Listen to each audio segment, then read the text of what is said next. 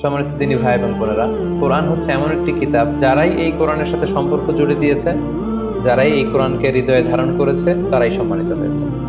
একটু খেয়াল করে দেখুন, সাইয়েদনা জিবরিল আলাইহিস সালাম উনি কোরআন নিয়ে আসমান থেকে পৃথিবীতে নেমেছিলেন। কোরআনকে নিয়ে আসার কারণে উনি হয়েছেন শ্রেষ্ঠ ফেরেশতা। আল্লাহ রাসূল সাল্লাল্লাহু আলাইহি ওয়াসাল্লামের উপর কোরআন নাজিল হয়েছিল, তাই তিনি হয়েছেন শ্রেষ্ঠ রাসূল। এই রমাদান মাসে কোরআন নাজিল হয়েছে, তাই রমাদান মাস হচ্ছে 12টা মাসের শ্রেষ্ঠ মাস, সাইয়্যিদুশ শুহুর। কদরের রাতে এই কোরআন নাজিল হয়েছিল, তাই কদরের রাত হচ্ছে পৃথিবীর শ্রেষ্ঠ রাত। আমরা উম্মতে মুহাম্মাদি, আমাদের উপর কোরআন নাজিল হয়েছে, তাই আমরা হচ্ছে খায়রু উম্মাহ, শ্রেষ্ঠ জাতি। আমাদের মধ্য থেকেও যারা কোরআনের সাথে অ্যাটাচমেন্টকে বাড়াবে, কোরআনকে যারা ধারণ করবে, তারা হবে পৃথিবীর শ্রেষ্ঠতম মানুষ। তাই আসুন কোরআন উদযাপনের এই মাসে আমরা যেন বেশি বেশি কোরআনের সাথে সম্পর্ককে নতুন করে আবার নবায়ন করি।